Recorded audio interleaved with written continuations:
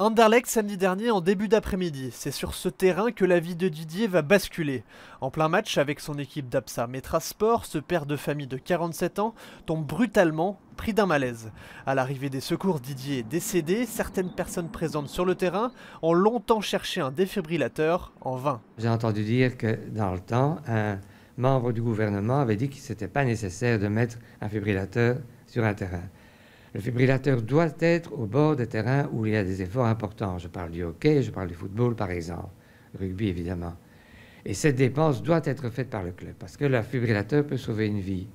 Quand vous avez un arrêt cardiaque, vous avez 3 minutes avant d'avoir des lésions cérébrales. Ces 3 minutes-là, mais c'est quand même un temps assez long.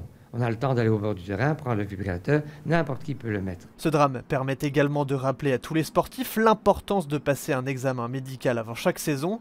Au sein de l'Association belge des sports du samedi, un certificat est conseillé mais pas obligatoire. Moi, je plaide pour un test obligatoire. Une fois qu'il y a une compétition, qu'il y a une pression, je dirais, extérieure, oui. Je crois qu'il faut un bon examen cardiovasculaire, un examen dans le cadre d'une médecine du sport, bien conduit.